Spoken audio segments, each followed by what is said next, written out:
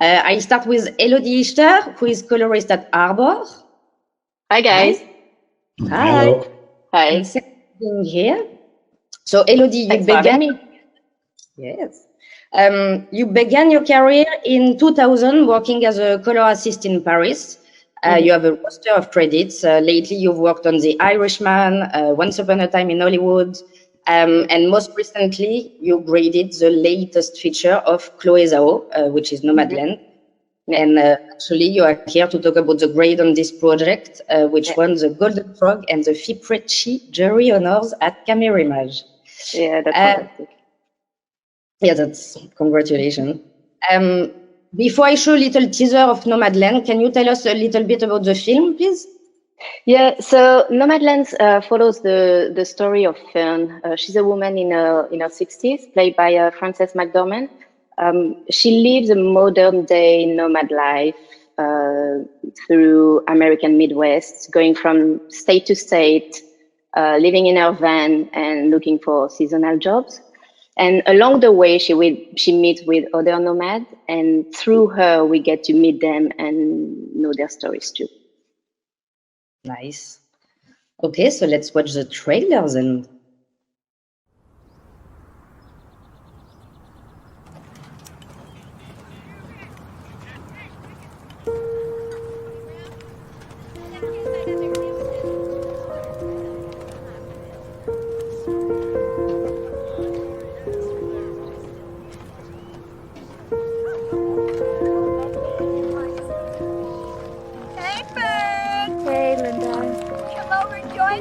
No, I'm just gonna take a little walk.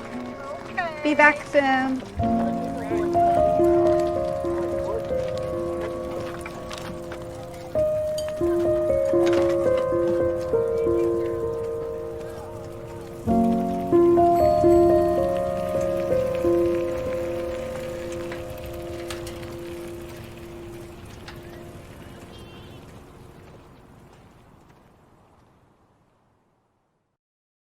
Okay, beautiful.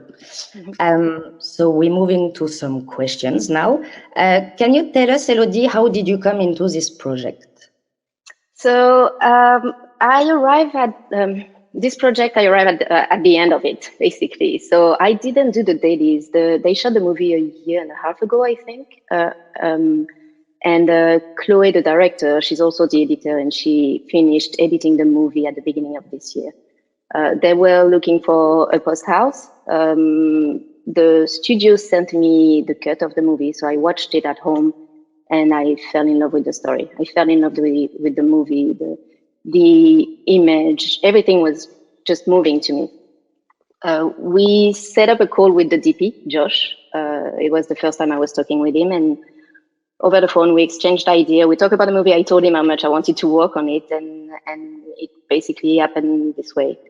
I was lucky to have that talk with him and being able to talk about the movie. It's a really moving movie, especially when you see it this year for some reason. You know, it's people's story. It was amazing. And she's also a super good actress. I love her. Yeah. Wonderful. Okay, that sounds like a very interesting collaboration. Hopefully you will get to work another time with them. And so regarding the grade, what I found very interesting is that the film blurs the lines between narrative and verite documentary.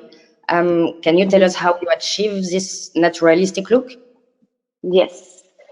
So it was interesting because, so after that phone call, Josh and I, we met in the DI room. We did a look session before we started the DI. And I've explored with him different LUTs. LUT coming from something more filmic or something more naturalistic. And for Josh, he has no nostalgia for film. He was not looking for that. Like from the beginning, he told me, I don't want my movie to look like film. This movie is about the people. He shot with few equipments. There's no hair and makeup team. There's only 2 professional actors. All the other people, it's them and their life. So yeah, naturalistic was what fits the story. So we use a LUT that is very soft. The tone curve is very smooth. It's a low saturation LUT, And we basically, in the DI room with the base light, we use only mostly primary color. There's not a lot of windows. We didn't want it to shape the scene. One of the characters of the movie is the landscape. So there's that too. And the sun is what lit the movie. There's no like a lot of lights all around. So it was really making justice to when and where he shot. I think they did a lot of work in terms of timing their shooting, where the sun was out, if it's sunrise, noon, or sunset. So to that extent, it was going with the image and not forcing a certain shaping. And so with that, we also had a lot of work with the highlight and no light. So we played, it was a lot, the grading was a lot based on curves, manipulating the curves and giving back the reality of the image, which it was a big question during the DI of what is real or what's not real. Josh shot it with only his LUT as dailies. So when he was on set, he was looking at the scene and then looking at his monitor and he's like, okay, that's what I'm saying. I'm happy with what I see here. His reality a year and a half later in the room might have changed. Like the memory of what you saw might have been different. And my job was for me to understand his reality translated to going to camera, going to my system and putting it back to the screen. And what is on the screen then becomes naturalistic. It may not be the reality, but it's naturalistic. And my goal was to hear at the end of the scene from Josh or the director, Chloe, oh yes, that's how I remember the place. Because that's what they wanted, to have something that looks like what they saw. Amazing. And talking about those sunset scenes, I was also wondering, what would you say was the most challenging part for you to grade? Was it more the sunset scenes or more the intimate scenes? So I think when you watch the movie, what people will remember is probably the sunset scene because they're stunning, they're beautiful. But that was not the most complicated. Like this is the beauty of the nature, and at times, like you look at sunset or sunrise when you're in a park or in the outdoor, and you're like, wow, this is wonderful. The saturation is crazy. Like if I see that in a movie, it might have been fake, but it's the reality of the light. So to me, doing those scenes was pretty easy. I just had to bring that up to the screen, and it was well shot. Yeah, it was well shot, the right time, the framing is well done. Like Josh did an amazing job on that. So the most complicated was the intimated scene. There's a lot of moments where you're inside the van, even if it's during the day or at night, and we had to work a lot on the blacks. We are always at the edge of being at the deepest of the black, but there's a whole range of black that we needed to bring back some details from. So the camera captures that, but it's not something you have right away as soon as you put some grading in. So we had to work a lot on that. Also, because like I said, it's a very intimate movie. So when he was shooting inside the van, the space is very small, and those actors are telling a story that is very personal to them. The idea was not to bring a lot of lights all around them and prep the set. They shot with basically nothing to keep it true to the reality again. So he couldn't really shape the light himself. He couldn't really shape how the fall off of the blacks were falling, on the skin and all of that. So this is what was the most challenging for me to recreate and to bring back on the screen, because it's like chirurgically going into like the deepest black and finding a nice curve so it doesn't break really, having it smooth. Spend on the grade? Do you remember? How long did you spend on the grade? I think I might be wrong, but I think at first it was scheduled for a week, but we ended up working way more than that, a week or two. So in the end, I would say it's 3 weeks of work. Nice. Yeah. Okay, great. So I let Andy take over with some audience questions. Yeah, I got a few. So the first one goes in the same direction. That it was also about how long the grade took, and if you can describe the dailies process a little bit more. detail. Yeah. So the dailies, so for this project, I was not part of the dailies again, which usually I love to do that because you create the look from the beginning and you work until the end. This one, it happens. Like the movie was shot, the cut was locked. I just happened to work directly on it at the end.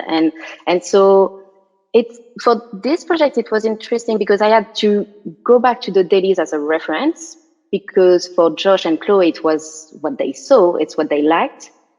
But then obviously we worked more on that. Their dailies were just a lot. So it was a reference point, but it's a different way of working than what I'm used to. So that's why then I had to refer a lot to them and to understand what they mean or what they meant when they talk about what is real for them. Because I was not there for that. I didn't go on set. I didn't travel to the Badlands to see how it looks there. So, yeah. Yeah, that's an interesting approach in the project. Yeah, definitely. And one last question we have is, you mentioned the naturalistic lighting approach, but also that you did not use a lot of secondaries. Can you elaborate on that? So yes, again, the idea. So when we had a landscape and it's a wide angle and you don't want to fake the light that is from the sun. The sun is the gaffer for the entire movie, basically. So when you want to have a naturalistic look, you don't go against that. Like we never went against what was shot on camera. Whether it was planned or not, you embrace it. Otherwise, it feels too digital, too tweaked, too kind of fake, and that was not the idea. So, and then for the smaller part when they are inside the van, it's like sometimes it's just lit because the door is open, and so it creates naturally some shadows that you play with, but you don't recreate the set with some windows. You don't pretend that there's a light here and there. It's not the case. You just want to go with what was shot. Yeah, and I think that works really well in the film. It feels so, I guess natural is the right term. It does not feel any kind of processed. And again, like working with Josh it was amazing. Like his approach to it and the way that from beginning till the end, from prepping shooting, and then the DI room, everything was making sense and in line with his first thought of how he wants the movie to look like, and he shot for a reason, a certain way. So you never go against, you're never fighting something that he did on set. It's like everything makes sense. So I was not here to fix anything to that extent. Yeah. So it was a lot of work, but it's like just to go with it, and that was wonderful. Yeah, that's a great story. So yeah, thank you for sharing the insights. And I think also probably a lot of people agree because the movie won the Golden Frog. So I think that's It won also at Venice and the movie Venice and Toronto. Yes, yeah, they had a lot of prize so far. It's great. Like, watch it. In the beginning, I had one more specific one for you, because you mentioned working with the curves. There's the question: do you mostly work in curves, and can you talk about how this works in a technical way? It's not something that I've delved into that much. So it's a good question, actually, because I talk about the curve, but I'm not playing with the curve so much. Not the curve tool. I'm playing with the curve with the idea of working on the shadows using the film grade or the base grade, and that affects the curve of the tone map. But it's more the way I express it, which is wrong. So thanks for correcting me on that. I'm not playing with the curve tool of Baselight so much.